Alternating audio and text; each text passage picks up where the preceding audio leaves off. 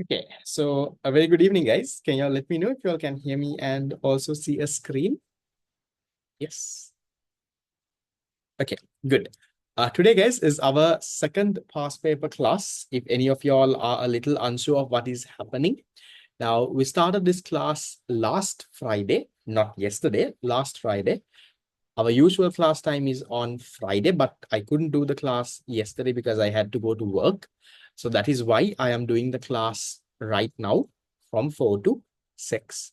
So what I will be doing is I will be continuing from where we stopped last time.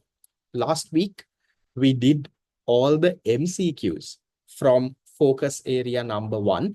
That is unit 1. I told you all, I have broken units into smaller areas. So it's much more easier for you all to focus and study and get the past papers done.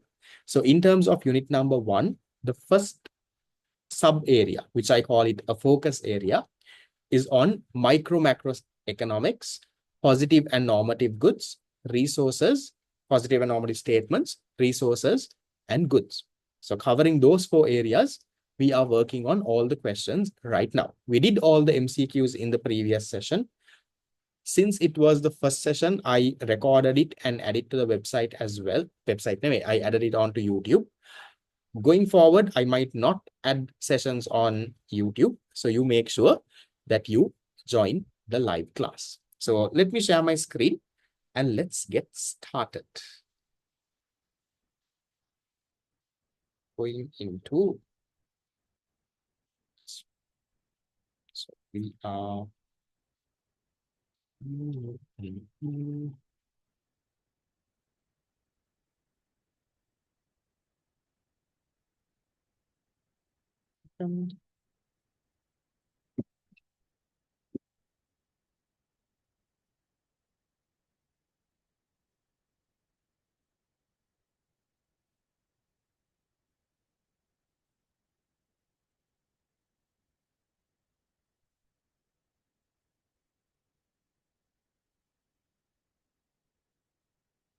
so with that being said, right. So we'll start from where we stopped. Where did we stop?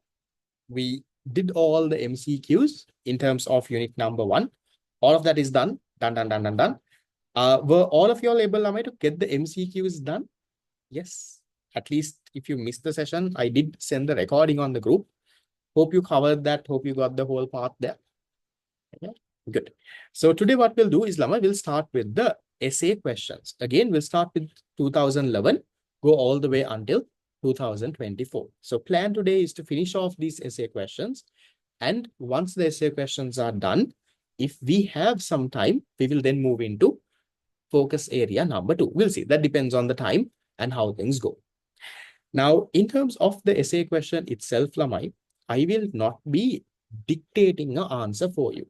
That is not what this past paper class is for. The paper was sent way beforehand.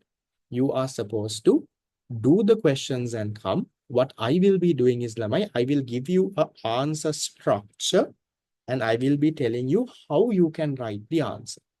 I am not going into the very basics to explain what these concepts are, because I would have done that during the MCQs. 2, that is something that you would have learned in either a theory or maybe even in a revision class, you all would have recapped. Okay, so don't expect me to dictate an answer and for you to write. That is not what we will be doing over here. You can refer to the answer that is there in the back of your past paper book as well. We'll start. So starting with 2011 A-levels, question number 1, subsection number 5. The question is asking you to distinguish between a bad, a good, an economic good, and a free good. And they're giving you, Lamai, 4 marks. Now remember, Lamai, in A-levels, when they ask you to distinguish, you don't draw a table. This table format and drawing and writing, that's a more O-level kind of, grade 8, grade 9. It's that kind of an answer. So you don't draw a table. Now here, at least there are 4. No? At least you will not draw 4. Now, so for example, if they say distinguish, don't draw a table and, give points like this. That is too babish. That is too O-level type of an answer. So how you will break this answer down in terms of a format is you will break it this way, Lamai. How before you start answering, that's a trick for any essay question. You need to break it down, Lamai, and think, how are they going to give you marks? How do you think they're going to give you marks, Lamai? There is 4 marks in this question. They're asking you to distinguish between a bad, a good, a economic good, and a free good. There are 4 different types as well, right? So don't you think it's going to be 1 mark for each of this? And you have to practically break it down. Then only you know how much to write. Otherwise, you will wonder, sir, do I write one entire page about this? How much do you write is based on that breakdown. So ideally, 1 mark, you need to talk about a bad. 1 mark, you need to talk about a good. 1 mark, you need to talk about an economic good. 1 mark, you talk about a free good. And what you also can do is, Lamai, whenever possible. Now, Methana, they haven't asked for examples, but you know a few examples. No? Whenever possible, Lamai, if you can support your answer with some examples, borrow examples, then if you are not sure, don't give.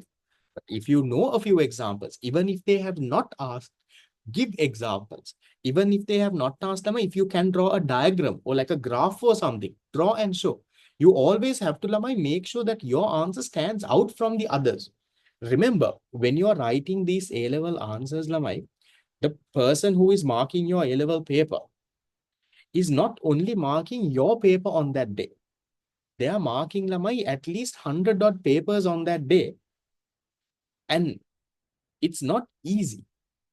So unless you have, Lamai, nicely written your answer, don't put everything into one big paragraph.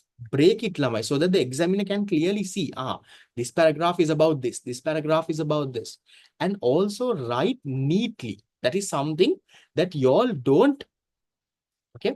That is something that y'all don't do, Lamai. Some of y'all, your handwriting and all is so bad. When you look at the paper, you don't even feel like marking the paper. Yeah. So have it nicely. Your school sir doesn't give marks when it's on, if it's not on a table, then I'm not sure what the problem with that teacher is. You'll have to clarify it with them. Okay. So what we'll do, we'll start writing an answer, Lamai. I will give you the keywords. You're going to formulate this. So we'll start with, Lamai, a bad. You can even give a small heading, right? Or maybe, you can say a bad and you can put a small line here. Can you give me, Lamai, what is a bad? What is this bad? What can we write about a bad? It is something that gives you what, Lamai? What's the main thing? It's something that provides negative value. Can you give me another word for this negative value? Something that provides negative value. Or in other words, you have to write this in a paragraph format. I'm just giving the keywords. Something that provides negative value. Or in other words, Lama, you can say it provides disutility. Disutility. What can you tell about the price for this, Lamai? Do you pay money to get an economic bad or a bad? No. You will pay money to get rid of a bad, Lamai. For example, garbage. For something like garbage, yes, exactly. Object which you lowers the utility or provides negative value or provides this utility. You will pay money to get rid of this. That's how economic bad. Now, for example, garbage, you will pay money to tell someone to take your garbage and go. For example, a disease, you will go to the doctor and pay money and tell him, money, give me something to take this disease away. Even snow. So you can say, Lamai, there is a negative price. If you want, you can explain that a bit. What is a negative price, Lamai? You will pay money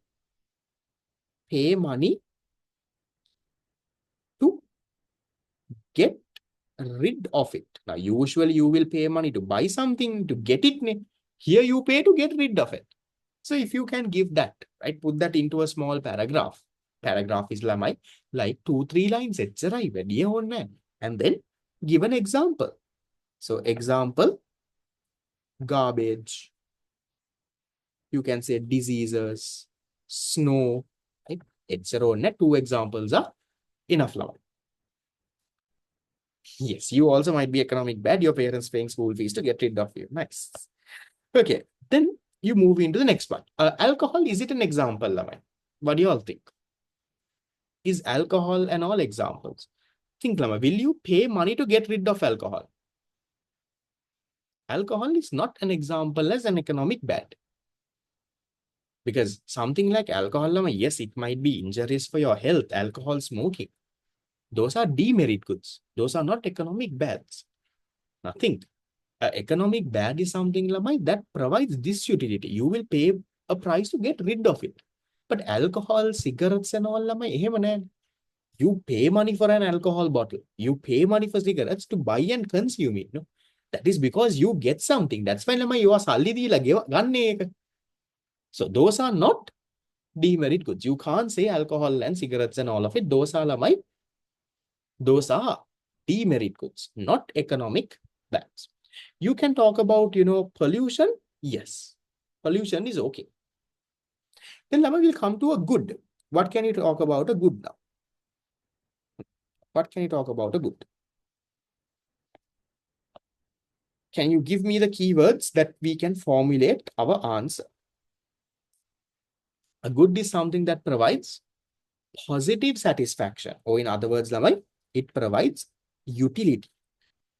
Positive satisfaction, or in other words, it provides utility. What else can we say, Lama? Now, I think that is not enough, no, for 1 mark, Madi. But can you add a little bit on to that? Is the price always paid, Lama? That's another thing. You have to be careful. For a good, do you always? Now, these goods are what is classified as economic, non-economic. Now, non-economic goods, no price, Lama. So you can't go and say there is a price. You can't say there is opportunity cost.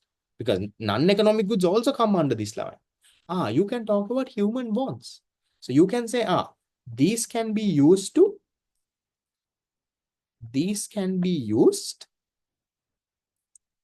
satisfy human wants. Then, right now, that is broadly okay. In addition to that, what you can do, you can say, my goods are broadly classified into two. There are economic and non-economic. That is also not needed 1 mark. So if you want, you can just say they are classified into two as economic and non-economic. Don't waste a lot of time. Remember, Lamai, in terms of your timing. Now, some of you all ask me, Lamai, no, pay a price won't come, Lamai. Now, non-economic goods, you don't pay a price. No. Sunlight, rain, water, air, where do you pay a price? So you can't say a price there, Lamai. Okay. What about saying it's tangible? Not really. Now, even services will come, no? Now, even this class, for example, that we are doing is a good. But you don't call it, nothing tangible here, not that you can come and touch me. Yeah. So you can say it's broken into economic, non-economic. Give an example, Lamai. So example, you can give anything you think, a pen, a paper, anything. You can say, so pens, papers, phones, laptops, fruits, vegetables, okay. Then you go into Lamai. Now that part is done. You move into now economic good. What can you say about an economic good? This Lamai we have done in class as well. What can you say?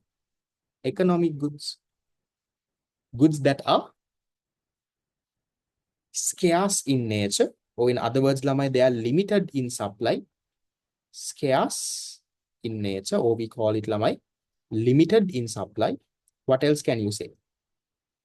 There is an opportunity cost. There is an opportunity cost. There is a resource cost. That means a cost of producing this. That is enough, Lamai. Enough. Has a price. Again, you can't say, Lamai. Be very careful. I told you, even economic goods, Lamai, it might have a price, might not have a price. I think that's enough, Lamai. For 1 mark, it's your own name. Resource cost, yes, human effort to produce, that goes along with the resource cost. Give me some example. Example, Lamai, laptops, phones, fuel, anything. Right? Laptop, fuel, any good, you can put. Then, Lamai, you have the last one. Non-economic goods. What can you say there? Non-economic. You can write the opposite what you wrote method. These are called, yes, free goods, fine. They are unlimited in supply. Unlimited. What else? No opportunity cost. You can say gifted by nature if you want. You can say zero price. Use those words and write your small 2 to 3 line para. And then give in a few examples as well. Give one example enough. Let's say sunlight. Sunlight, air, rainwater, you can give. Okay, that's good. Anything offered the market with the opportunity cost and scarce is an economic good. Yes, that's good. Okay, right. So that's how your answer structure would be. Now, don't write points like how I wrote. Each of this will be 4 different paragraphs. You will say a bad, write a small 2 to 3 line paragraph. Next line, give an example. Leave one line, talk about a good. Same structure, leave one line this. So that is enough now for 1 mark. Don't waste a lot of time. So in terms of timing, right now, some of you all want to know, so how much to write Kiela? So one is to break this down. The other thing that I will recommend is in terms of timing, for every 1 mark, you can allocate 1.5 minutes. Every 1 mark, you can allocate 1.5 minutes. Doesn't it have to be a paragraph? It has to be. Please stay in this class. Don't daydream. These have to be 4 different paragraphs. I am writing points. I am not writing this thing. Okay. So for 1 mark, you allocate 1.5 minutes. So that means for a 4 mark question, you can roughly take around 6 minutes. So that has to be, you can take a little bit less, little bit more. But broadly, that has to be the timing in your head. Now, to write the answer for this, if you're taking something like 10 minutes, then that means you're either writing too much or you're just thinking for lies and wasting the time. One of the two. Ideally, 1.5 minutes. Okay, that's the format. So put this into nice paragraphs, 4 different paragraphs with examples. Do you have to give an example for this? Ideally for this question, but I told you, if you can give an example, give nothing to lose. Not that you're going to run out of time just because you write 2 words as an example. You have to stand out from the others. Your answer has to look neat, nice, complete. Whoever who is marking your paper is not marking just your paper. They are marking around 100 papers. So if they are going to do that, unless your answer is going to stand out, that's not what I mean. So ideally, it's not the amount of lines or how long is your answer. It's what is there in your. Sometimes you can write a 5-6 line paragraph about one thing, you might not still get the full mark. If the keywords are there, 1.5 lines or 2 lines or 3 lines, doesn't matter. Okay. Done. Then we'll move into our next one. The next question is going into 2012. Part 1 is asking, how do you define economic resources? How do you classify them? They're giving you 4 marks. How do you think this would be broken now? We'll break the marks so that we can write an answer. How many marks do you think they will give you to how do you define economic resources?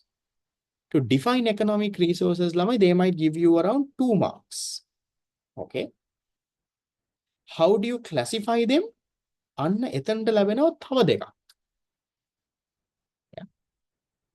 So there are 4 things, maybe half a mark each. So we'll talk about how do you define economic resources? How can you define economic resources are the resources that are scarce. In other words, they are limited in supply. What else can we say? Yes, they are used to produce goods and services, fine. There is an opportunity cost. No opportunity cost, there is opportunity cost. There is an opportunity cost involved when using them. There is an opportunity cost involved, right? Yes, you can say these scarce resources have alternative uses, but that is what gives you a opportunity cost. Resource cost, this is resources. For economic good, you can say this. Okay. Yes, they are limited compared to unlimited ones. That is what scarce is. You can say that. What else?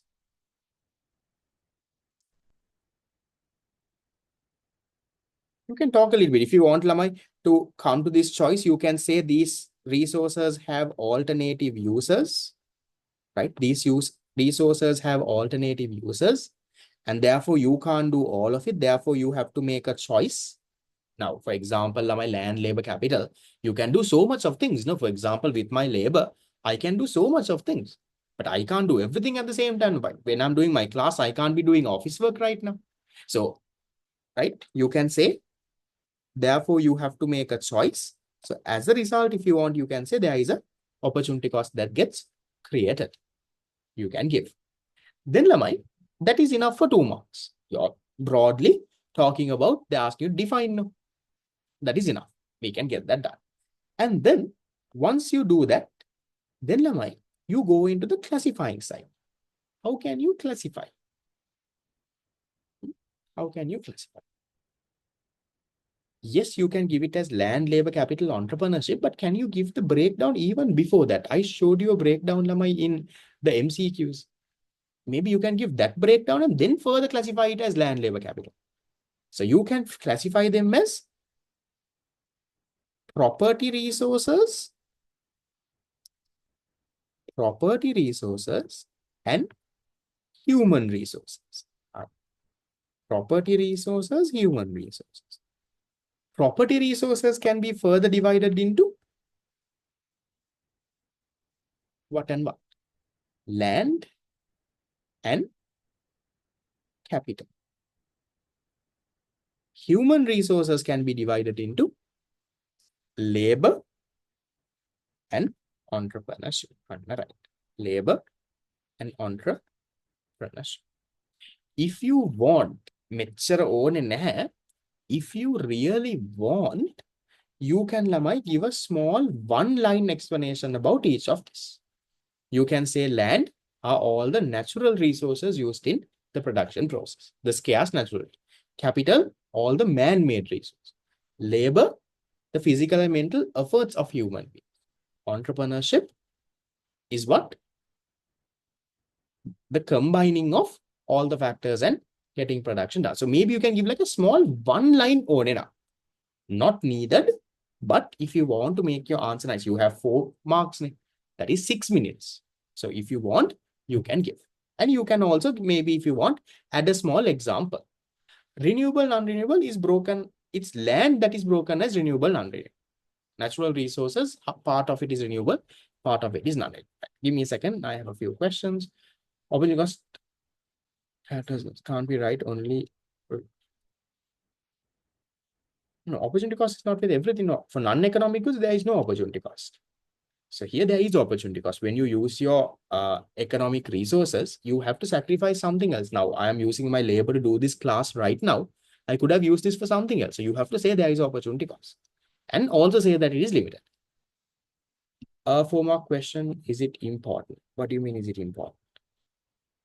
Example, it's like this, Lamai. When you're writing something that I want you all to do, okay? No, they won't reduce marks now. Just because you write more, no, don't give point form now. You write it in, you break it down. I'm just giving you the main points to write. Okay. What can we write an example for labor? You can say teacher, carpenter. You can give something like that. Okay. Then the classification, no. Classification, you don't have to give in a paragraph. You can broadly classify and show. You can write it in point form, hurry. You can put arrows and classify and give. That's also fine. For a 4-mark question, is it important? Like, should we give 6? It's like this. So it depends on, again, Lamai. I'll tell you this, right? It all comes down to what grade do you want in your paper? Okay.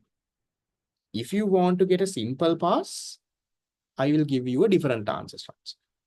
If you want to get just a B or a C, I'll give you a different one. If you want to get the full mark, aim for that 90, 95 island rank, at least a minimum of an A, you will go extra, Lamai.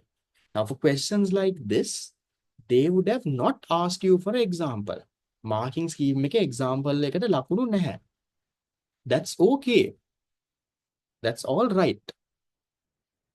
You will give an example. You are writing an answer. Examiner is marking your paper. They're not marking only your paper. They are marking Lamai 100 of papers in a day. When they are marking a paper, they always have Lamai a paper that they compare. Now, for example, when they are writing your answer, marking your answer, they compare it with the previous one. previous paper again, not that they open and see. They see, that student wrote like this, I gave this much marks. Then this student has wrote like this, how much do you think I should give? That psychology runs in their head level. Whether they have asked the example, yes, no, that doesn't matter. I'm not asking you to waste your time. If you are in the allocation of 1 mark, 1.5 minutes, if it is within that frame, write. If you think writing examples is going to take you 10 minutes, then don't write. If they have asked for examples, now you have to write. Your answer has to be complete. So don't ask me, sir, should I do this? Should I do that? If you can, you do. That's what I am saying. Right? Don't write nonsense. Don't go and talk too much nonsense, but write nice answers. That is what Lamai will give you that island rank or get you that 90-95 mark. Yeah. No, I don't go for paper marking. I can't go for paper marking unless I'm a government school teacher. I'm not a government school teacher. I don't. But I analyze the past papers. I have the original marking schemes. I've talked to people who work in the panel. And I am telling you, it's up to you to not be lazy. When you're writing answers, don't be lazy, don't be stingy. And when you're especially writing your A-level paper, you're going after studying so much. So write what you study. Don't write unwanted things and make your answer long, but give relevant points to make it long. Okay. Right. We'll go there. Examples of capital number will come now. There are a few questions there. Okay. Then going into the next one. Next one is asking, what are the major functions? Now, again, the question verb is very important, Lavai. So question is asking, what are the major functions? Can you say? Right. I've got a nice answer on the chat box as well. I will get some of this. What can you say, Lamai? Can you tell me the functions of an entrepreneur? Now, Lamai, when they say what, if the question verb is what, should we explain? Should we give it in point form? How should our answer structure be? What do you all think? Remember, if the question verb is what, if they say, Lamai, what are the, list the, state the, mention. If this is the question word that they're using in your paper, you can give your answer, Lamai, in point form. Okay. You can give your answer in what? Point form. Now, these are things that I want you to learn, Lamai. නැත්තම් ළමයි දැන් මේ වගේ question එක you go and study size paragraph 4 5 දැම්මම there you're wasting time. When they say what, give it in points. What hari, list hari, state hari, mention hari, you give points. You don't give 30 size paragraphs there. Okay. So give me 4 functions. Okay. 1, he mobilizes the factors of production. Mobilizes the factors of production කියන්නේ he gets all the factors of production together and he produces the good. Right. You have to write this in, don't write 2 words. පොඩ්ඩක් දිගට ලියන්න. Okay. He engages in innovation. So how you have to පොඩ්ඩක් expand it. So you can say an entrepreneur comes up with latest innovations in the market to, let's say, solve a problem in the market. And පොඩ්ඩක් දික් කරන්න. නිකන් 1 mark දාන්න එපා. 1 word, 2 words දාන්න එපා. You can say, ළමයි, an entrepreneur bears risk. So how can you expand that? You can say, as a result of bearing risk, an entrepreneur might either earn a profit or a loss. He doesn't definitely get a profit, right? And you can, then you can say, Lama, your entrepreneur involves in policy decision making. What is policy decision making? Policy decisions are the main decisions. Entrepreneur only decides what are we going to do? What problems are we going to solve? Which markets are we going to cater? He decides. He doesn't decide the body anyway. He makes the main decisions. And that is what you call the policy decisions here. So you can try that. No, you don't have to give a definition for entrepreneurship. Examples. So it's a 4-mark question asking for functions. If you can give 4 functions, they will not expect you to give 8 functions. Only 4 functions, 4 marks. Organizing, yes, organizing the resources will come under the first point. Organizing, mobilizing, all of that. Organizing the resources will come under this. Yep. So you put it and you write an answer. Because you're supposed to write an answer and come for the class, not write an answer right now. Right now, you will not have time to write an answer. Right now, the speed that I'm going, Lamai, is not there. Right now, what you do is the answer that you wrote, you compare. Did you all write and come? Yes. Yes, don't come blank and look at my face and expect to taggala fill all of this while I do it. You can't, Lamai. You have to take your time it nicely and write a nice answer. So, Tama, your writing gets improved, Lamai. And then when I am discussing, you see, is what sir saying is what I have wrote. Then see, if you have wrote something else, sir, why not this? Sir, can't we write something like this? Then you ask. Then you see, is my structure and your structure matching? That's what you're supposed to do in class, not tatagala, write everything down. Okay, done. That's 2012. Okay, now. Okay. 2011, the first one was this. Okay. So with that, Lamai, then we'll move into the next one. The next paper is the 2013 paper. 2013 paper ke ahana lamai. I have put a screenshot of this also so that I can reduce my time writing. What is the difference between capital and human capital? What is the difference between capital and human capital? And now they are giving you around 4 marks for this. So ideally, mobilizing factors engage in this. Yes, that was there in the screen that I wrote as well. They will give you around 2 marks for talking about capital. They will give you Lamai around 2 marks for talking about human capital while showing the difference now. Okay. So in terms of an answer structure, I feel this is even the answer structure that is there in this screenshot that I have attached is somewhat of a good structure.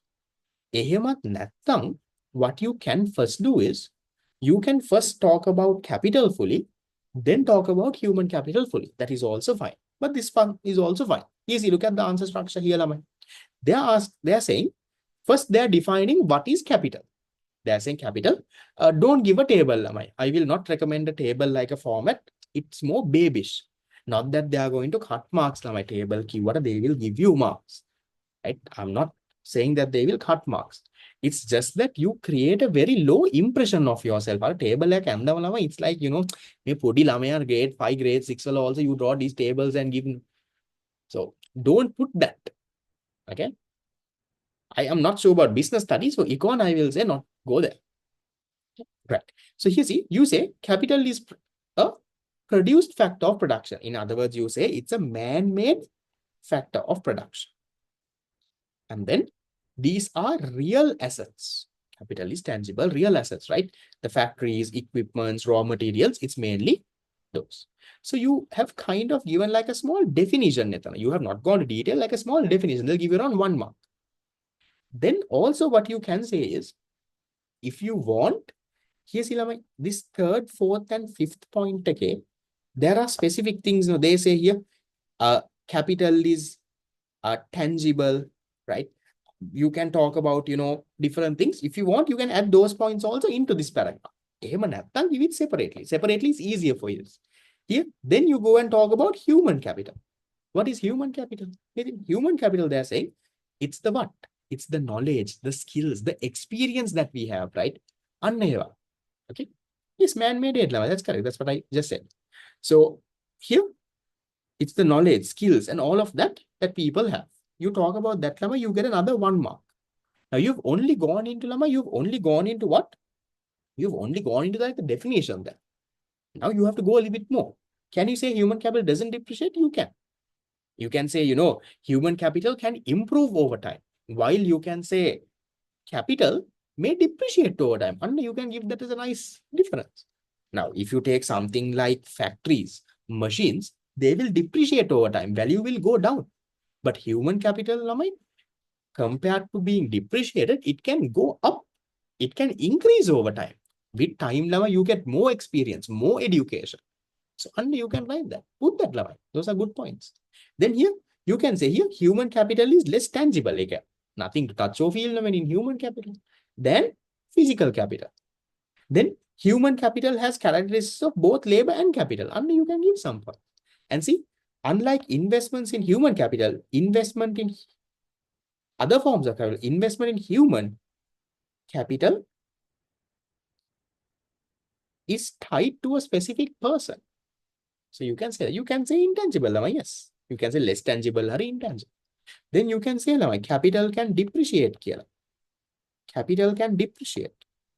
But if you look at, let's say, human capital, don't say that it will appreciate නෙවෙයි, because it can stay the same as well නේ ළමයි. Yeah, you can say human capital, you can put it into this one, you can say ළමයි it can increase over time. Increase over time with knowledge, skills, and all those can increase over time. You can say. The fourth point again, Lama, is saying human capital has characteristics of both labor and capital. Meaning, human capital on one side, it's connected to a person. It's the knowledge, skills, action of a person. And then it's not just the knowledge and it's not just the physical and mental effort. So it has more. It has characteristics of capital as well. You can use it for producing goods and services. The fifth point, so unlike investment in other forms of capital, so they're saying investment in human capital is tied to a specific person. Now, for example, when you invest in capital, let's say invest in capital, invest to build a factory, invest to buy a machine. That is in general, no, in general, machine එකක් හැදෙනවා, building එකක් හැදෙනවා. But investment in human capital, they're saying is tied to a person. So when you invest in human capital, when you provide skills, when you provide knowledge, what happens is it's one person's thing that improves. That's what you're saying. It's connected to a person. It's not overall. Yeah. Okay. There are a few questions. Let me come to it, Lamai. Can we say human capital is a subset of capital? You can touch a little bit about it. Correct. Human capital is the skills of labor like education and favorable health. Yes, but that is only the definition there. You also have to differentiate. That will not give you 2 marks. Then, no, you don't have to write exact opposites. These are not exact opposites. Capital and human capital are not exact opposites. So you can't give exact opposites. So, then capital is a resource, long term, present. Yeah, somewhere there. Good. Can increase over time. Increase over time, for example, human capital is your knowledge, your experience. So with time, over time can be OT anyway. With time, it will improve. That's what I'm saying. So with time, your knowledge can go up. With time, your experience can go up. And you can say those. Only the definition will not be enough. Only the definition, you'll get around 2 marks out of this. Human capital, you don't have to add. Don't add entrepreneurial skills. The last point again, Lamai, is that now what they are saying is investment in human capital is tied to a specific person. For example, when you're building a factory and all, if Lamai factory එකක් නේ හැදෙන්නේ. Human capital වල Lamai, it's not a tangible thing that happens. It's a person's skills that is getting developed. කියන එක තමයි the last point is saying. Because it's 4 marks, 4 differences. Your definition itself will act kind of like a difference there. So along with the definitions, you've given a few 2 to 3 differences, you will get your full mark. Okay, done. I will leave it there. You can refer to the answer. Write a nice answer. Now these kind of things, you have to write. When you write, now sometimes you will look at my discussion, you will put it into your head, you will read a tute. Now you think you know it. But when you go to write, you realize you're struggling. Your flow is not coming now. So your flow will come once you write. The third and fourth point, I went through this a couple of times again. I'll come to it after class if you still missed it. Right. Then we'll get into question number 2. Same paper, 2013. They're asking you, in what ways does money facilitate division of labor and specialization? So remember this story, Lamai. It is there in your tute. So what's the story that you need to write? You can say, Lamai, before money was introduced, okay, I'll give you the structure of the flow. You can write it this way. I'll read the answer after that. You can say, Lamai, before money was introduced, what did people do? People use something called the barter system. In the barter system, what did they do, Lamai? They exchanged goods for goods. They exchanged goods for goods. But what was the problem in the barter system? This barter system lamai had so many problems.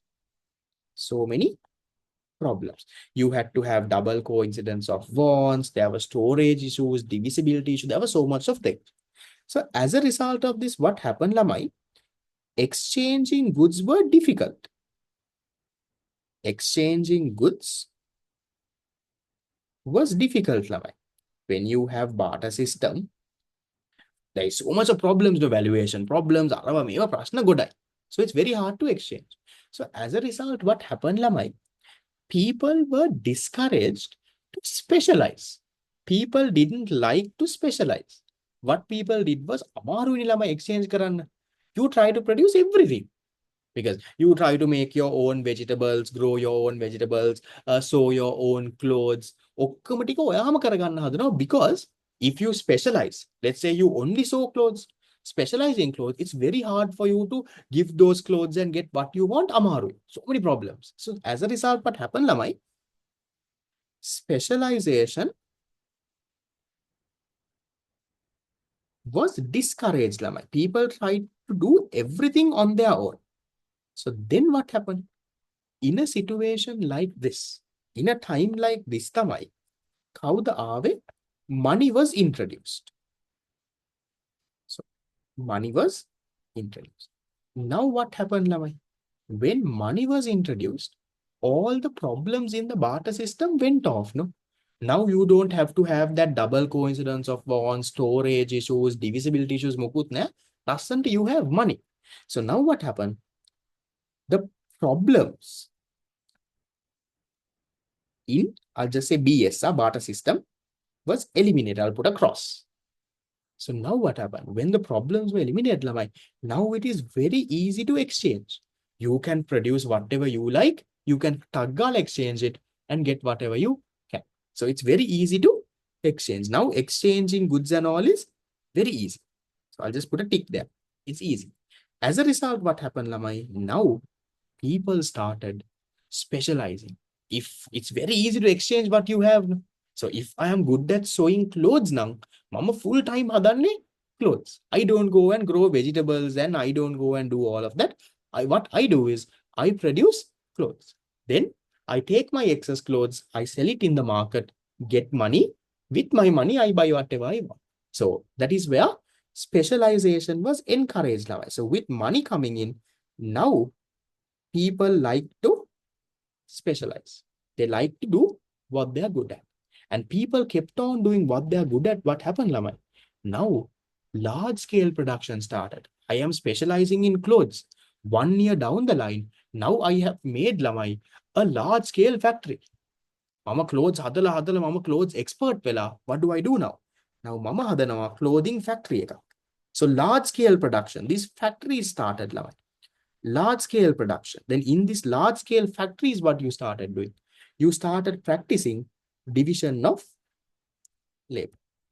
So in a large-scale factory, where you're producing, let's say 1,000 t-shirts a day, one person doesn't do everything, no?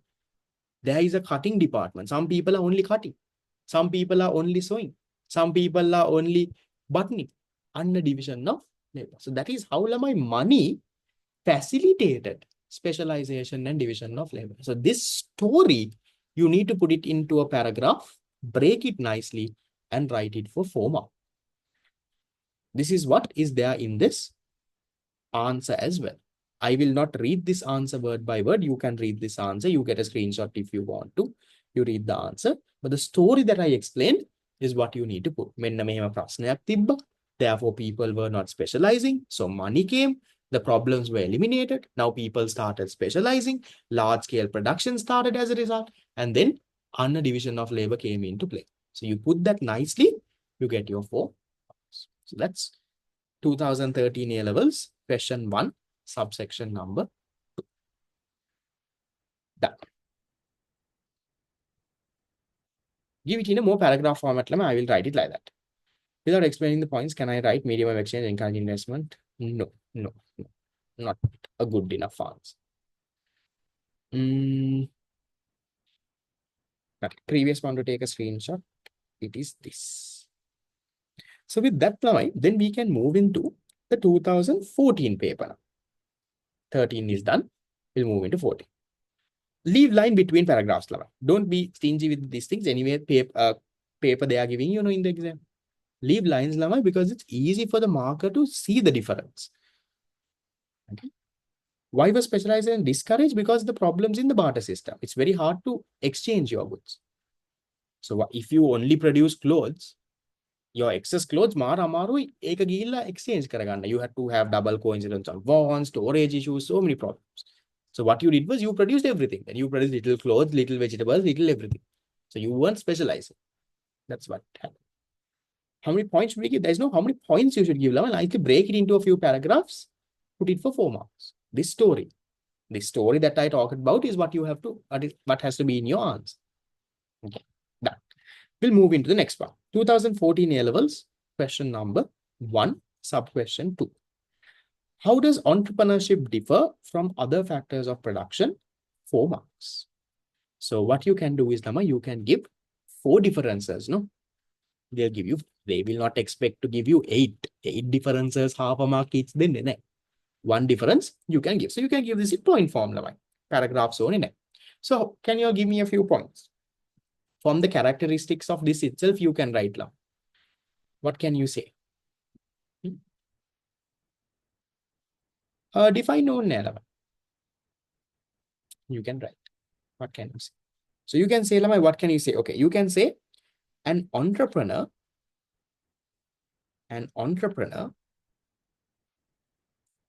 combines all factors of production while I'm just writing you one point in full form. You can say an entrepreneur combines all factors of production while other factors such as labor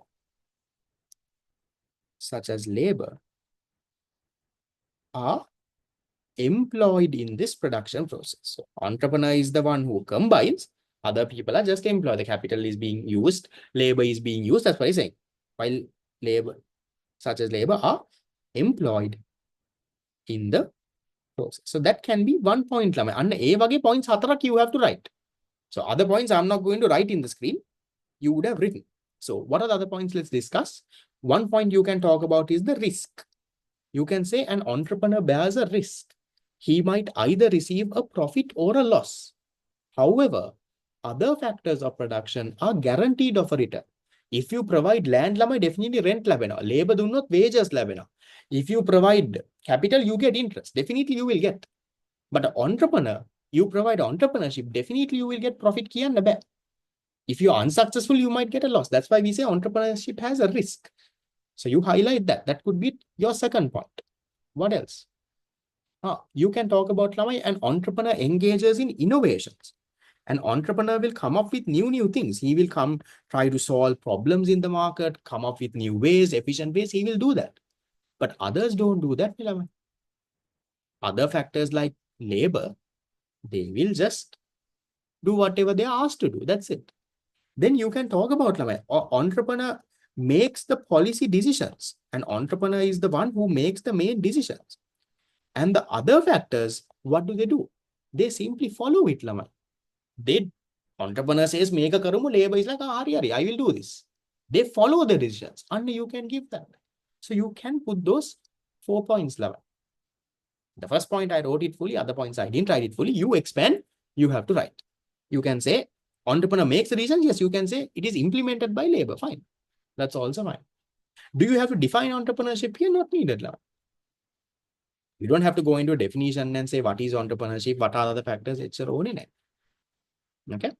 But 4 proper points so that you get your 4 marks. Now, by any chance, if you're not sure of any of your point, what do? Let's say you wrote 4 points, but you're not sure may point valid or is it the same as another point? What do you do then? You wrote 4, now you think your third and the fourth point are the same. Now you think it's the same thing. Write 1 more. Then if you're not sure, right? So in case one of your points are wrong, or let's say 2 points are the same thing that you are saying, then examiner might not give 2 marks. Then give 1 extra. Use that thing. That's how you get your full marks. If you're sure your points are different, ඔක්කොම හරි එතකොට ඕනේ නෑ. If you're not sure, sure නෑ මේකට දෙයිද? ලකුණක් දෙයිද මේකට? Will they give me a mark for this? If it's not sure, then go and write ahead. If you're not sure about 2 points, write 2 extra points then. Examiner is not going to cut marks and do anything just because you write an extra point. It's all right. No issue at all. Write extra. Okay. Now, this question, main of ambition and profit.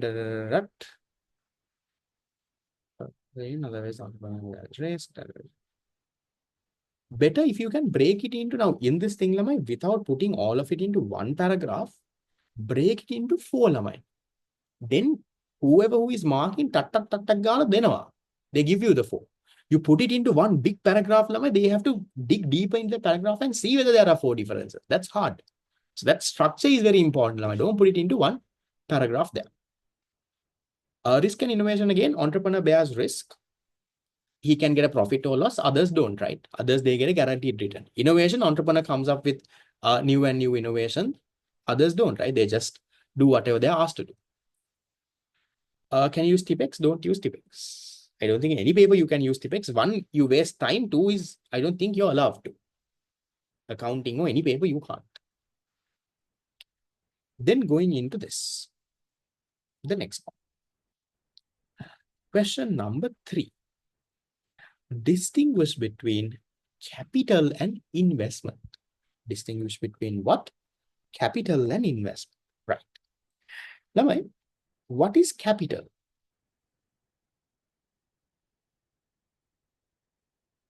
If you do 1 extra question, will they add marks to the highest question? Yes, but you're writing 1 extra question means you're setting a very bad impression, saying that you're not sure of your previous answer. That is why you're writing. For someone who's targeting for an A or island rank, I will not recommend writing extra question. If you're trying to pass, yes. Right.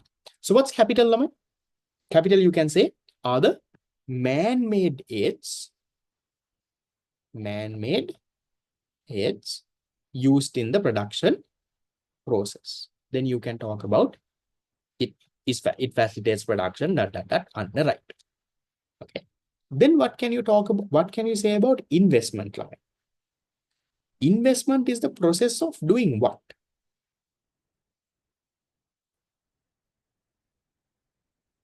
Investment is the process of creating capital.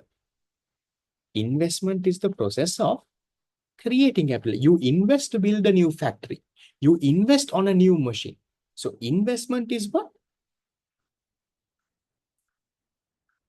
Investment is the process of creating capital.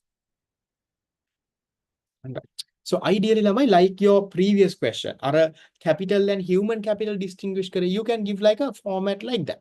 So 1 mark, talk about what is capital. Add a few things, you get 1 mark.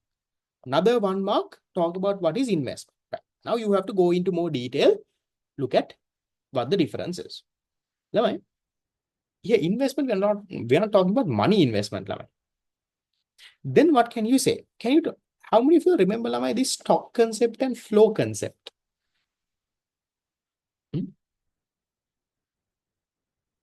No, investment don't say money in the business. No. Remember, what is capital? Capital, is it a stock concept or a flow concept? Capital is a stock concept. You can measure it at a given point of time. You can say right now. Now, I can say, for example, I can say, right now, I have 1 laptop, 1 chair, 1 table, 1 this thing. It's a flow concept. Sorry, stock concept. Exactly at this point, you can say, I have this much. That's what you call a stock concept. So you can say capital is a stock concept, while investment is a what? Can you say exactly at this point, investment is this much? Can you say no? Investment is a flow. You say, okay, for the month of January, there was this much of investment.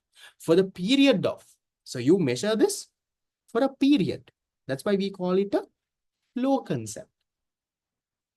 I hope Lama, you all know these things. I'm not going into detail what is stock and flow. I think you all have heard this. I would have taught this in the theory class. You all would have learned it in whatever class you all would have gone. So I'm not teaching theory here, Lama. I'm just connecting the theory here into this, right? That can be one thing that you can give. What else can you give, Lama? Investment is the increase in capital during a period. Correct.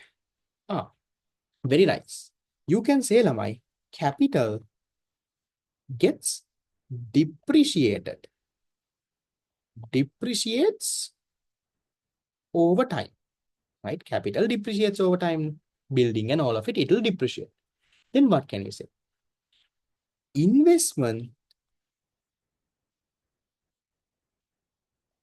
is used to recover, or in other words, Lamai, replace the depreciating capital. So your capital is depreciating. Through investment, Lamai, you create new capital and you add on to it. Whatever that is going off, you come up with new stuff. And you can say that, Lamai. Capital is formulated by investment. That's what you can say. That's the, in your definition, that gets covered. Capital long-term use of resource depreciation, which can be recovered through investment. Absolutely right. Capital depends on investment, but not investment on capital. That's okay, but I would not give it as a main point. एक आगे definition ने through cover वेनो, right? So that's fine. Then what else? A return of capital is interest, and several benefits can be earned through interest. You can touch a little bit about it. In your definition for capital, you can say a return for capital is interest. You can say. You can give that. Fine. Capital depreciates over time, investment appreciates. Now, when you say investment here, Lamai, what you all need to understand, investment is Lamai, it's not the share market investment, නෙවෙයි ළමයි. මෙතන investment කියන්නේ. Here, investment is ළමයි the creation of capital. You're building a factory. You're building a new machine. You're building a new equipment. That is what you call investment ළමයි. මෙතන investment කියන්නේ අර share market එකේ bank එකේ දාන සල්ලි ටික නෙවෙයි. Don't go and write that. So there you can't say there is a return for investment. So what you can say is capital is generated through investment. Right. So investment is the process of creating capital. Some of you all have mixed it up. You all are saying investment is short term, capital is long term. What you're thinking is investment bank. That is not what investment here in unit number 1 when you talk about this means. So I think these points are enough level. Human, now, when you say capital here, we are not going to digging deeper into human capital. We are talking about in general what capital is. In general, capital is the tangible goods, the tangible machines, and real capital is what we are talking about. Investment will not depreciate over time. Now, investment කියන්නේ building එක නෙවෙයිනේ. Capital is the building. Capital will depreciate over time. Investment will replace that depreciation. Investment will create new capital, so it replaces whatever that is getting depreciated. That is what you have to highlight over there. Fine. That's 2014, part 3. Put your answers into words level. It's not about listening to what I am saying. You have to put these into nice, proper paragraphs and write. That is the most important level. I want you to do that. If you're not going to allocate at least 2 hours a week and get the papers done, no point. Coming to discussion is important, yes, but the writing has to happen before that level. As a difference, can we give some examples? You can, but depends on what examples you give. Be careful though. Then we go to the next one. 2014, now there is another one. They are asking Lamai, what measures can be taken to improve the productivity of human resources? What can we do?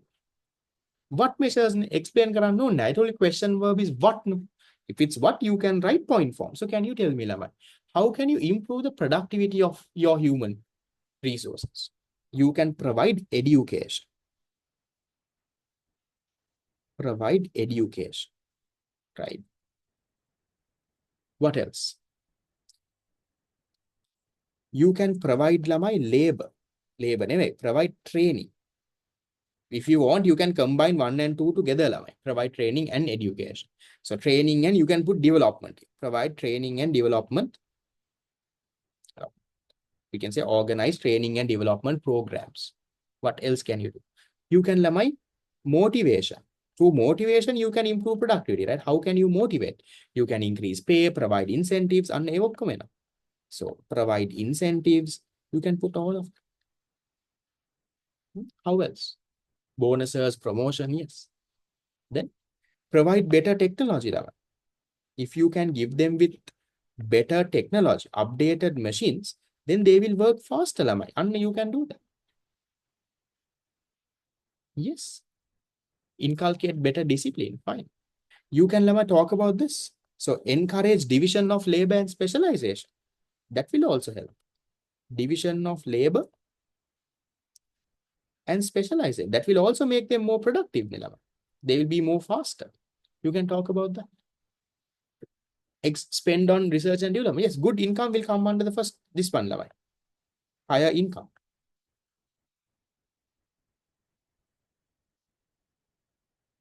Better management, fine. Increase physical ability, come on number 4. So give them with better machines around. Developing their attitudes, correct. So, give 4 points.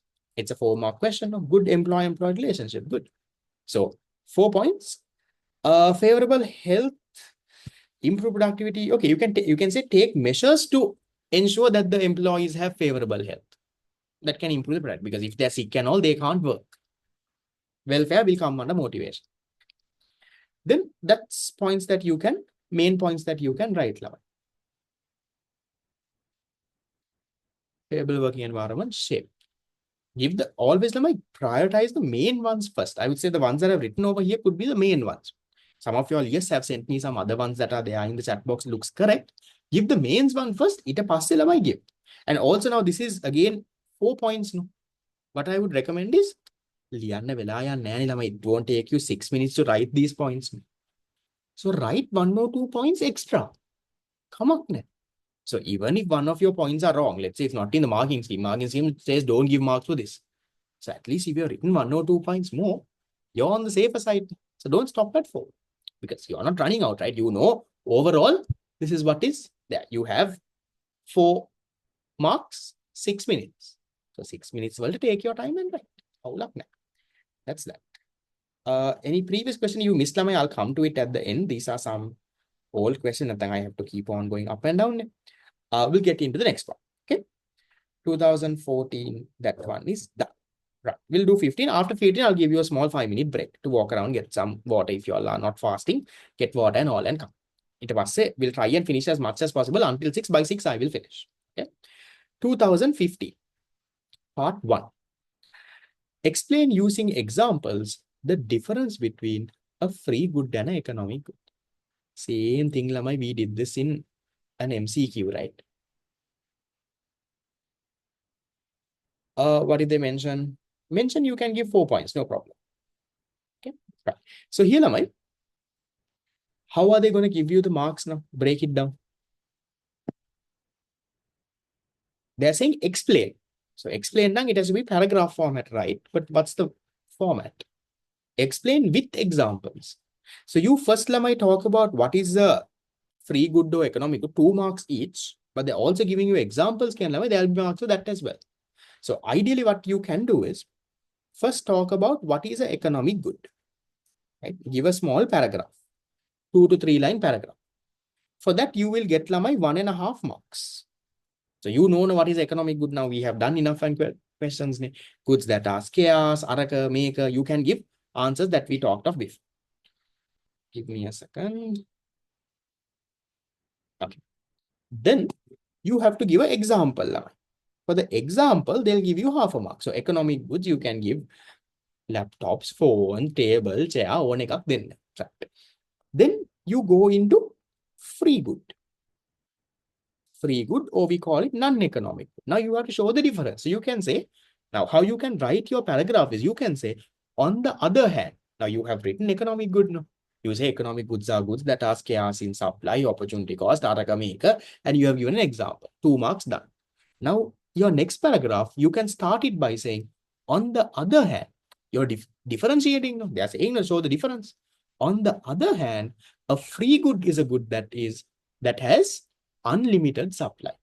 And there is no opportunity cost, there is no resource cost, there is no price කියලා දාන්න පුළුවන්. And you give a example. Example, half a mark, sunlight, rain, water, air. Very easy question to deal with. Done. ඒක කරන්න පුළුවන්. Then we'll go to 2016 තියෙනවා. Shall we take a break? Then 16 has 3 questions and that will take some time. That's okay, no, until 2015. So we did 5 papers, 5 questions. Now you will see that my same question starts getting repeated again and again. Because there is nothing much they can ask also. Okay. So we'll take how many minutes? Is 5 minutes okay? It's 5:10 now. We'll take a break until 5:15. Walk around, do all of what you have and come. And then after that, we will wrap up. Take a break and come.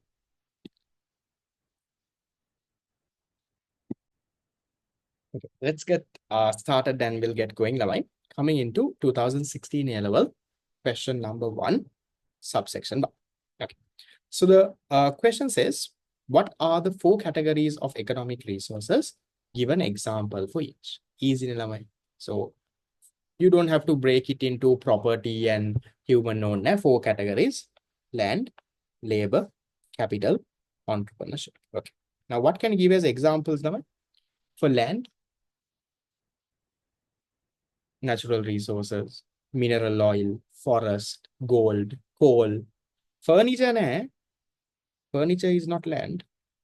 So you can give forest, fisheries, animals, right? You can give those oceans, lakes, right? Labor, what can you give as an example?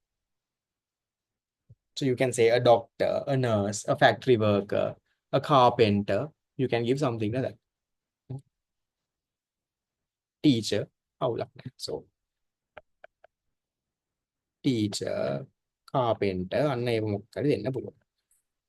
capital, don't need this thing now. They're asking for the categories and just the example.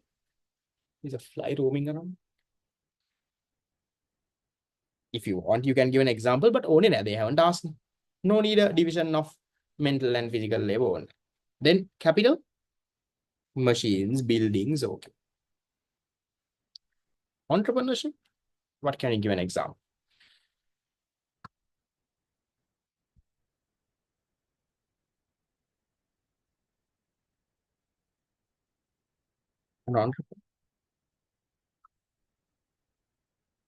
What can you give an example?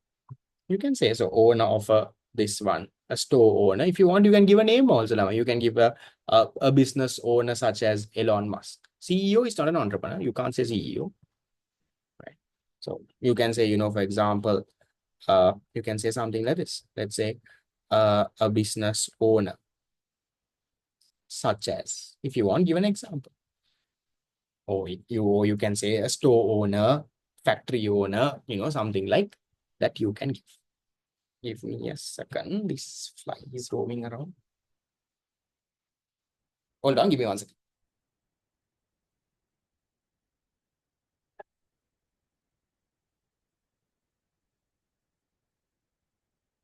Okay. Right. Yes, you can say Otara, no problem. Furniture is capital. Yes, furniture, man-made. How can a business owner become an entrepreneur? He can, right? If he's the one who is owning and he's the one who is getting everything together, you can. So you can say, some Mark Zuckerberg, you can give them. Anything is fine. Okay. Then we go into the next one. Part 3 is saying, why is money, it's not it has to be not considered to be capital in economics? Why is money? But he doesn't innovate, he just do trade. Who? It is, right? A business innovate. You don't have to innovate. No, you're the one who is bringing all the factors together. You're the one organizing and doing it. Entrepreneurship is not just innovation. Right? Okay. So, okay, why is money not capital now? You can say, in economics, what is capital? capital is a man-made this thing that does what? A capital is lamai, a productive resource. We say in economics, capital is a productive resource. In other words, capital will help you produce goods. You can produce a good with capital. But if you take something like money, money is not a productive resource. Not a productive. You can't produce something with money. You can't. Now, I can't do this class with money. No, do this class. Now, I need a laptop. I need an internet connection, table, chair to sit and do this. With money, I can't do this class. So you say money is not a productive resource. You can't produce a good with money. That is what it means. But what is money? Money can help you, Lamai. Money can help acquire capital. You can use money, Lamai. You can use money to buy capital. There is a fly roaming around. I have no idea where this fellow came from. Okay. So you can use money to buy capital, Lamai. And then you can say the capital is the productive resource. Money doesn't produce a good. Okay. So it's not a productive resource. Money can be used to buy capital. Money is what? Money is, Lamai, a medium of exchange. Money is a medium of exchange. Money can be used for the transaction. Exactly. So if you can put those points together, Lamai, you can write your answer. The answer for this, Lamai, will not be that long. So you start your answer with talking about what is capital. Put that into, let's say, a small paragraph. Capital kiyanne meka. With capital, you can produce goods. Or you can say. And then you say, money is not capital because it is not a productive resource. You can't produce a good or service with money. If you are to produce a good, you will require real capital, like a machine, a building. It's that what you need. Money will only help you to get capital. Money will help you to buy capital. Money will help you to buy capital for your business. So money is not a productive resource. It's a medium of exchange. Yes, you can say capital is a real concept, real, tangible, it's a real concept, while money is only a financial concept. So you can say things like that also if you want, no problem. But the main thing has to be said.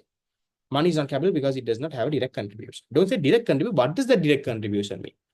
Say that it's not a productive resource. It doesn't produce a good directly. That's what you have to say. Be careful with the words that you use all the time. Sometimes it's just that you don't use the right words. When you don't use the right words, you give a wrong meaning. In your head, you think you have given everything, but the exam doesn't know what you're talking about. Okay. So that's that. Then we go into the next one. Right. 2016, number 4. What is an entrepreneur? You all know an entrepreneur is a person who combines all the factors. That you talk about that. Okay. That part is done. I'm not going to talk about that. Can you all tell me the next one? Why do entrepreneurs play a key role in a market economy? Why do they play a key role, Lamai? What do they do? Money don't have direct connection. Don't say direct connection. Say that money doesn't produce goods. Use the proper words. What's the key role this guy makes, Lamai?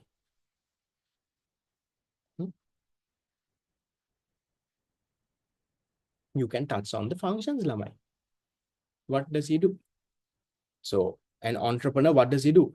You are connected a little bit to market economy. So you can say, Lamai, an entrepreneur utilize the resources in an economy. He combines the resources. He provides job opportunities. Right? You can talk about that. So you can talk about entrepreneur. Mobilizers means getting everything together. Mobilizers the resources. He gets everything together. So that way he provides job opportunities for people. Right? He does that. Then he comes up with innovations, Lama. He comes up with new innovations to solve problems. And you can touch about this. You can touch about, he makes decisions to solve the basic economic problems. The problem of what to produce, how to produce is taken by a business. Business ke how? The business ke entrepreneur ganne ek. And you can talk about that. So the how to produce, what to produce. It's mainly the business firms who are answering those business firm make it the answer karane. It's the entrepreneur. Entrepreneur decides what goods are we going to produce. He makes that decision. He decides how are we going to produce. Labor intensive, the capital intensive. He does that. Anna, say that. Say that he gets the production, he provides job opportunities. Say that he comes up with new innovations to, solve the problems that is there in an economy. Then you can say, what else, Lama? What are the other roles that he does? Reward as a profit is not a key role, Lama. I would not put that as a role. What else? Yes, you can write the marketing scheme answer. Whatever that is there in the marketing scheme. He bears a risk, okay. Right? He works on Lama improving. So with innovations, Lama, you can talk about improved standard of living. Improved standard of living. So entrepreneur comes up with new stuff that makes it easy for things, Lama. You can talk about that. What's the what to produce, how to produce? So entrepreneur is the one who makes those decisions, Lama. You can talk about that. Competition and growth. Yes, you can say that. An entrepreneur, having a lot of entrepreneurs mean, Lamai, there would be competition in the market. Having a lot of entrepreneurs means there would be competition. Having competition can, Lamai, the quality of your goods will increase. Quality of goods will increase. Then you can also talk about, Lamai, having competition means there will be growth. A lot of businesses, a lot of people, lower prices. It drives consumer growth. He provides better. Having entrepreneurs means, Lama, you provide better choice for consumers. Many entrepreneurs means many goods, many choices. Anna, you can talk about those. So you can talk like the entrepreneur is the person who decides what to produce, right? A market economy, producers, the businesses have the choice to decide what they want to produce. So entrepreneur can decide. He can decide what goods are the most profitable based on demand supply, and he can decide and he can produce. So you can give those. So ideal, Lama, if you talked about 4 roles, I would feel your answer is okay. Gain opportunity from the market gap. That's okay, but I would not say a main point, Lama. Right? Okay. Provide leadership. Okay, again, not a main one. A few main ones is what I have given you. So you talk about, Lamai, who is an entrepreneur. Now, we are not clear how they would give the marks, right? So maybe, Lamai, for what is an entrepreneur, they will give you 1 mark or 2 marks. For if they give you 1 mark for what is an entrepreneur, for they will give you 3 marks for the roles. If they give you 2 marks for this, then only 2 marks. Then how do you write? So how do you write, Lamai? You connect. You write for the higher mark. What is an entrepreneur? Think that they are going to give you 2 marks and write a definition for that. Think they are going to give 2 marks, write a definition. Key roles were to think that they are going to give you 3 marks for this and write for 3 marks. So whatever way they allocate marks, whether they give you 1 mark and 3 marks or 2 marks and 2 marks for this, you have wrote in a way that you will get the full mark. That's how you strategize your answers, Lamai. Is 4 lines okay? That depends on what you have written, Lamai. The competition part is, Lamai, when there are a lot of entrepreneurs, there will be high levels of competition in the market. Increased competition means the quality of the goods will increase, and that can also promote economic growth. That's what I'm saying. Certain points. Done. Then we go into, okay, 16 is done. We then move into Lamai 2017. Okay, 2017 is saying that this question has been repeated multiple times. They're asking Lamai, state 3 reasons that explain why division of labor increases an economy's level of production. Why? Why does division of labor increase an economy's level of production? Can you give me a few reasons, Lamai? Okay, it increases efficiency and productivity. Good. Okay. It increases efficiency and productivity. You're faster, all of that is there. Then having division of labor keys means, Lamai, it reduces cost, right? Because when you're faster and all, your cost of production goes down. So it reduces cost. When cost of production goes down, Lamai, you tend to produce more. And you can talk about that. You can say, Lamai, Anna, it reduces wastage. Reduces wastage of resources. Anna, you can talk about that. Then you can say, Anna, flexibility of workers are less time consumed. We'll go with number 1. Okay. Productivity, yes, again, number 1. Continuous specialization, fine. You get specialized, then you get good at it. That is why number one. So produce faster again goes with number one. So I would keep those three now. You can say, they might come into what? They might come into, better innovations. They might come up with new innovations. You can say that. Yes, you can also say our division of labor means when they get specialized, high quality products. You can talk about that. High quality products get created. Okay. So one of those things you can give.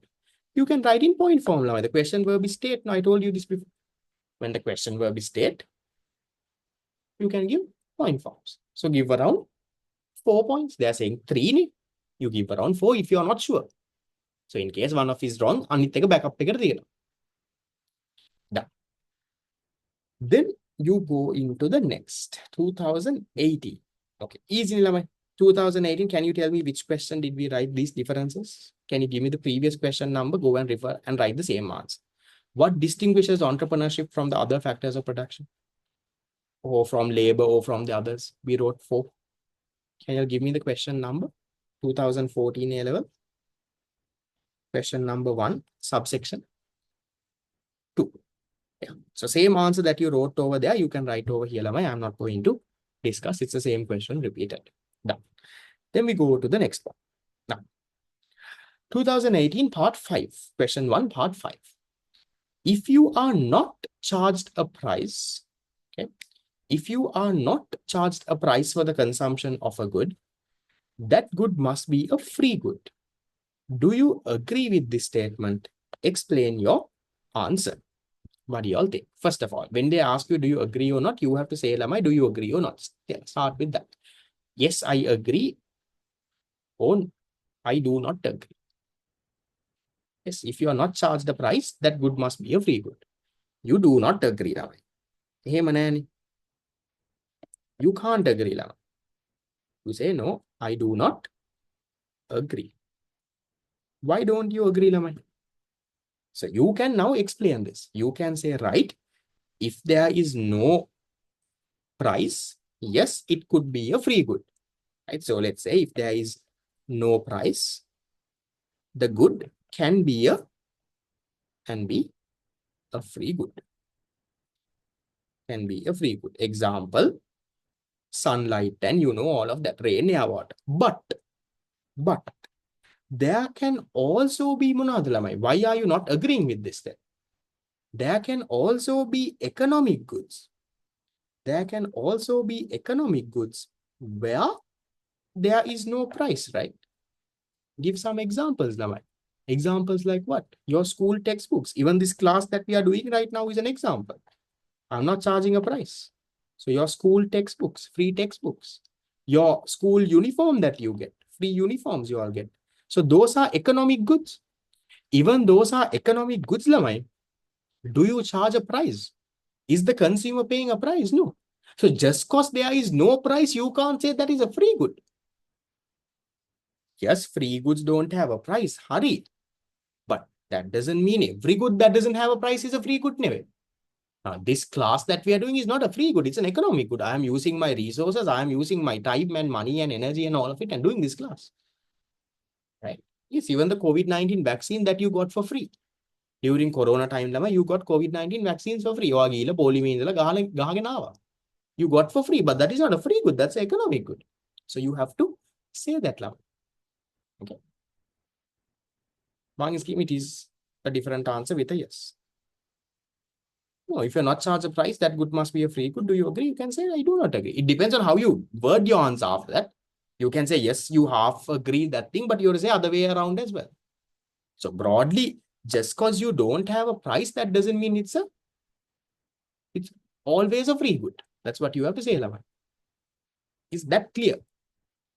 You can structure your answer in multiple ways, but say, yes, just because you don't have a price, that doesn't mean it's a free good. There are economic goods as well, where there is no price. If you can say that, it's fine. In general, can we say public good instead of economic good? No. That's two different things. Public goods, you learn unit number 8. Yeah. If it is a free good, it should be available abundantly. You can say, yes, free goods are unlimited supply. You can touch about that. Mark allocation, there is no real mark allocation. You will get 1 mark for saying that you agree or not. Then after that, 3 marks for your explanation. How many lines? Again, there is no lines. My lines, the thing is about how big your writing is, all of it. You can use casual words, but casual words doesn't mean very informal words. That is where the answer practice comes, putting the proper words.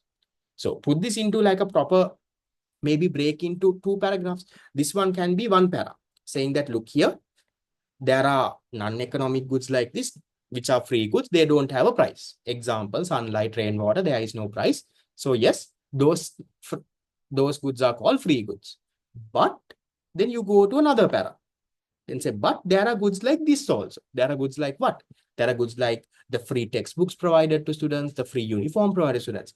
These are economic goods. So even though they are provided free of charge to consumers, they are economic goods. They cannot be classified as free goods under right, because there are scarce resources. You can also give a definition. What is a free good? A free good in economics are goods that are unlimited in supply. Unlimited in supply and all of that. Economic goods have a price? No. You have definitely missed the last class that we had. Economic goods don't have to have a price now. Some of it can have a price, some of it cannot have a price. You might not have a price. For example, your school textbooks. School textbooks that you get, you don't have a price.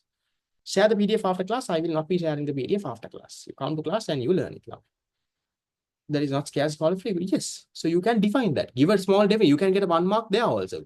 Look here, this is what a free good is. And yes, these type of free goods don't have a price. But then say, no, look here, there can be things like this. There is. So now, for example, the school textbooks that you're getting, that is economic good. But is there a price involved? No. I clearly told you this last class. Having a price is not a characteristic for economic. You can have a price, you cannot have a price. So be very careful with how you word. That's where the learning is important. Now, there is no point doing 100, 200 questions if you're not learning from the questions that you did. So every day you have to build on what you learned, Lamai. Now, last class we did the MCQs, then you learn from the MCQs, then you can't be repeating that mistake when you do the essay question. If you're doing the mistakes, that means there is no point of you doing that MCQ. You haven't learned from it. Get that done. Involves a price, but may or may not. Price to produce. You can say cost to produce. You can't say price. You can say it. There's a cost to produce, but the consumer may or may not have a price. Can there be a situation where free goods could become economic? You can say that, but not needed for this question. Right. That is done. We'll move into 19. Okay. 2019, easy one. Define and classify economic resources. Easy enough. I can skip that. So you can say economic resources that are scarce in supply. You use it, there is opportunity cost, or whatever you can say. Classify, you can maybe just give land, labor, capital, entrepreneurship. You can say property resources and human resources. Property kadan land and capital, human, labor, and entrepreneurship. Same question, I think, repeated in 2012. You had that same thing. Kind of, that was there as well. So that's a very easy one. 2019, the question there. So then we'll move into the next one. 2019, this one. This one I will leave it for now because this is actually a part of focus area number 2. But I will give you I have mistakenly put this question over here. Why does scarcity lead to trade-offs? But I'll give you the basic story. Trade-off you have to sacrifice something. I'll go into detail when we do focus area 2, but for now I'll give you a broad explanation. So why does scarcity lead to a trade-off? What happens, Lamai? When you have limited resources and unlimited wants, the fact that you have limited resources and unlimited wants leads to something called scarcity. You say your resources are scarce. Now, these scarce resources, Lamai, have what? Alternative uses. You can do different things. You can do, with your scarce resources, with a plot of land, you can build a factory, build a playground, put a farm, do whatever you want. But can you do all of this? Can you do all of this? You can't. So, meaning, what should you do? You have to then make a choice. So when you make a choice, what happens, Lamai? That is where this trade-off comes. When you choose one option, you have trade-off, and you're giving up something. The next best thing that you give up is only opportunity cost. Remember, Lamai, trade-off and opportunity cost is not exactly the same. So when you make a choice, opportunity cost is the next best thing. Next best alternative you give up is opportunity cost. Next best alternative foregone or given up, anything. What is trade-off, Lamai? Trade-off is what you have to give up, not just your next best. Now, if you ask me, sir, what is your trade-off of doing this class? Right now, Lamai, my throat is paining so bad, it's not easy to teach without any water and fasting, but I'm still doing it. So I'm saying, I had a very bad throat also a few days ago, got some medicine, but now it's fine. So I'll say, I would have rested a bit. I did a class in the morning for around 5 hours, teaching you all unit 11 and 12. I would say, I would have rested a bit, slept a bit in the afternoon. That could have been a thing. Or I could have said, I could have, done some office work. I have some pending office work, which I have not done. On the weekend day, I could have caught up on that. I could have, let's say, gone out a bit. And all of that becomes my trade-off now. Trade-off is what you have to give up as a result of making a choice. So that story is what you have to say. You have to say, look here, there are limited resources, unlimited wants. That leads to scarcity. The scarce resources have alternative uses. You have to make a choice. When you make a choice, you have to sacrifice your other options. That is where you make a trade-off. It's not exactly the same of opportunity cost, but yes, it is connected. You can write off that story. This is focus area number 2. We'll go into more detail, Lamai, when we come in there. Right. Then the next one. Okay. 2020.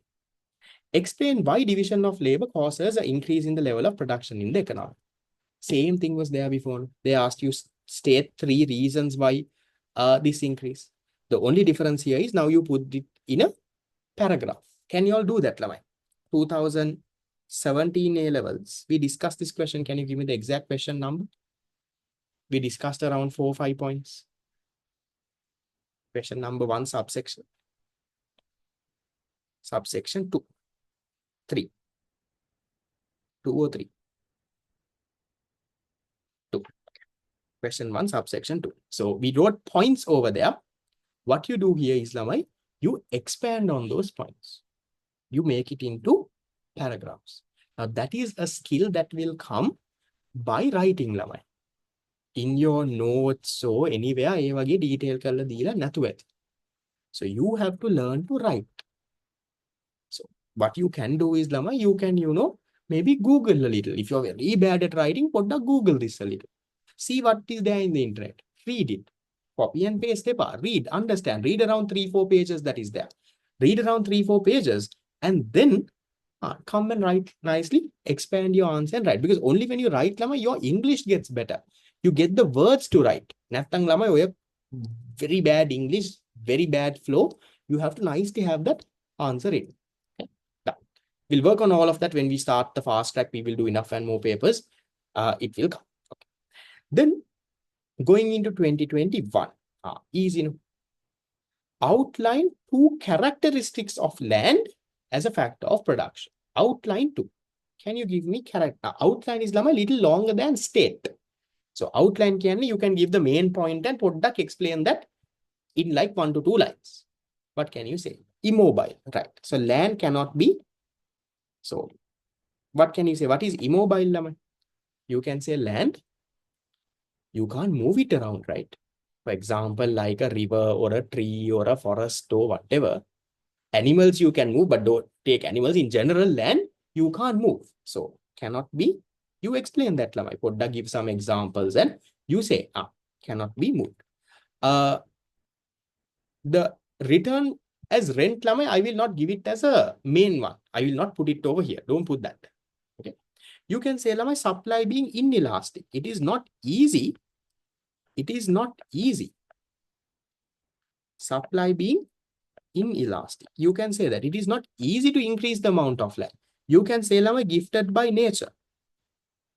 Now remember, you can't just state, you have to put write a small 1 to 2 line about it. Don't say supply is fixed, say supply is inelastic. Now trees and all, you can increase the production of trees.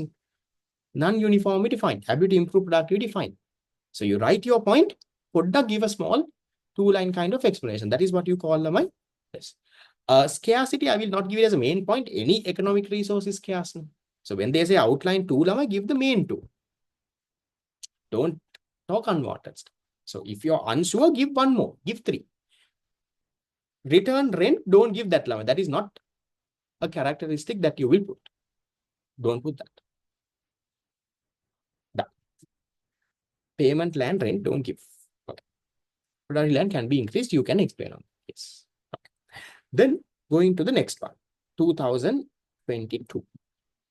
22, question number 1, they are saying, this is from the definition of economics. They are saying, if resources were unlimited and freely available, there would be no subject called economics. Explain this state. Correct, Nilamai? Economics is about how you use your limited resources to satisfy your unlimited wants. That is what economics is about. So if you have unlimited resources, then lamai economics and economics is about how you carefully use your limited resource, satisfy as much as possible wants that you can. But resources unlimited තියෙනවා ඕන තරම් land, labor, capital, entrepreneurship තියෙනවා you don't have to worry, right? You don't have to make a choice. You don't have to do anything. So under that story, you can explain. So how you can explain, Lama? You can say, yet first you can, Lama, give a definition. What is economics? You can say economics is the study of how you satisfy your unlimited wants using limited resources. Product then the definition. Unlimited wants, how you satisfy it using your limited resources. So then here you can say, you have to, scarcity is there is scarcity. You have to make a choice, all of that you can say. Then you can connect this back to the statement. Then you can say, however, if resources were unlimited, if we had unlimited resources, if you had unlimited land, labor, capital, entrepreneurship, then you don't have to make a choice. There is no scarcity. There is no scarcity. There is no choice. You can fulfill all your wants. So in a situation like that, there is nothing called economics. So that's what you can say. So that statement is correct. You have to explain. You don't have to say, I agree, I disagree, or and if you want, you can say, I agree. But you have to say, look here, this is what economics is. Yes. So if resources are unlimited, so there is nothing called economics. There is no scarcity. There is no choice. You can do whatever you want. Expand and write. Question is not hard. The writing, putting that into words and writing for 4 marks is the one that is hard. That will come with practice, Lamai. The more you write, the better you get. I know you know this. I know you know what the answer is. But can you put that into words and write? That's what I have been saying in the revision class also all the time. You have to write. Only by writing, your answer gets better and better and better and better. You can, your answers, Lamai, these answers, past paper class answers and all, now I don't mark it because it's a free class. But in the mock exam series, we will be doing full papers again.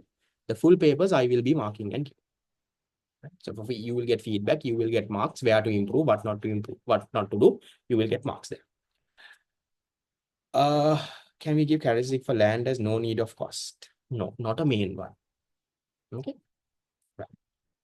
Past paper class, we will do full papers. We'll do full papers. Sorry, past paper class. Anyway, mock papers series. Full papers, mock papers. We'll do enough and more papers there. There I will mark and give here, even though because the free class, I can't mark. You need to understand that there's so much of time and resources that go to mark a paper. Yeah. Okay.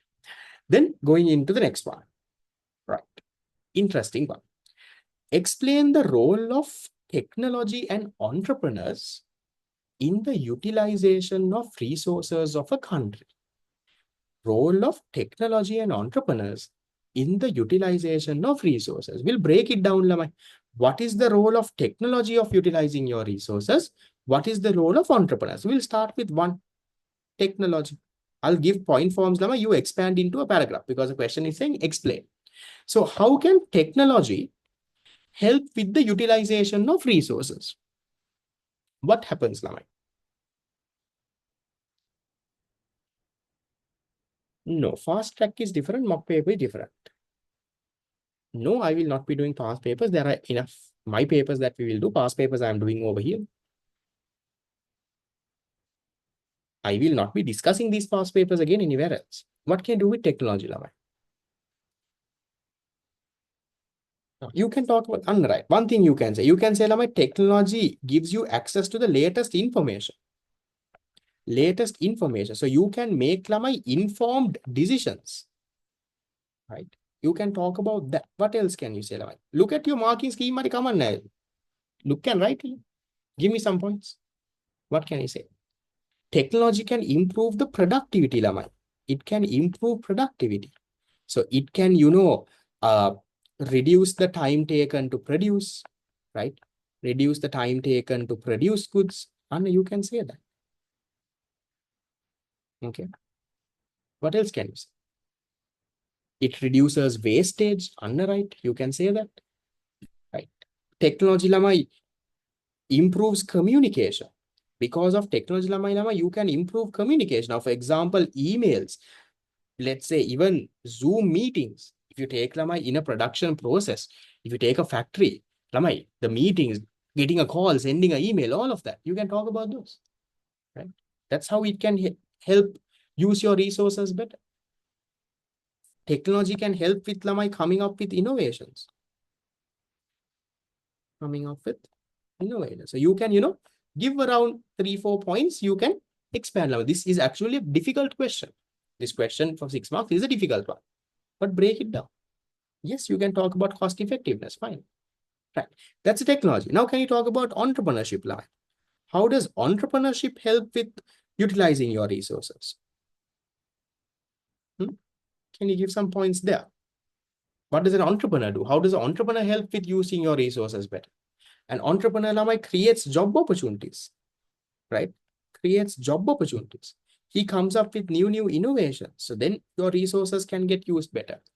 When more and more entrepreneurs are there, Lamai, the more land labor capital gets used up, right? You can say that. So you can talk about, what else can you say? Yes, he creates jobs. He reduces unemployment. Correct. Reduces unemployment. What else can you say?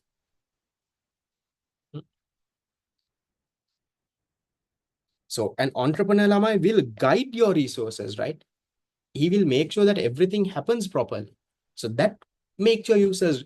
Otherwise, Lamai, your resource would be idle. They would not know what to do. They would just waste. But an entrepreneur will give them direction. You can talk about that, Lamai. An entrepreneur will use unutilized resources. Your unutilized resources will get used because of entrepreneur. Maybe there are some resources that are not used, that are not, he just kept unutilized, unemployed resources. He will start using those. He will look at a way how you can use that and make a good opportunity. And faces challenges competition, that I would not give a main point, but it's okay, right? Contribute for again, not a main point. Remember, you're not talking just about entrepreneur's characteristics. You're talking about how will an entrepreneur help with utilizing the resources better. Technology doesn't have to be robots. Technology can be latest machines, can be anything. So entrepreneur, yes, you can say you comes up with sustainable practices, right? So sustainable practice where you can not harm the environment, where you can preserve the resources that are depleting, save those resources and use it better. And you can talk about those levels. So ideally around 3 points each, if you can give, you can find. Unutilized resource means he uses the unutilized resource that are just kept idle, that are just there. An entrepreneur will come up with a creative way to use those. That's what I'm saying. Okay.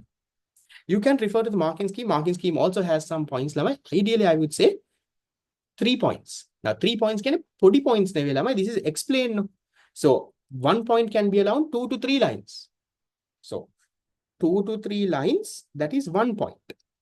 A wage tunak denna technology වලට, A wage tunak denna entrepreneurship. So 2 lines is also fine. So you will have 6 points. 3 for this, 3 for this. If you're not sure, Lamai, write extra. This is a difficult question. Good. Then we go to the next one.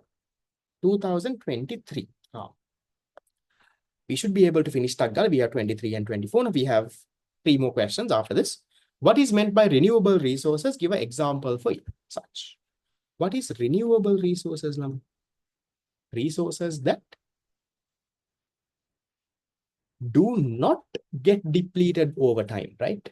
Resources that do not get depleted over time. Or in other words, you can say, Lamai, it does not get used up, with consumption. Or in other words, you can say, Lamai, they will get regenerated. So can you give me some examples, Lamai? For 2 marks, put those words and write. What can you say? Renewable. No matter how much you use, it will again come back. What? Forestry. And there is one more. And fisheries, right? No matter how much fish you eat, Lamai, for the last 100, 200 years, people have been eating fish. But we have not ran out of fish in the ocean. Hamadama fish there. Forestry grasslands will put together.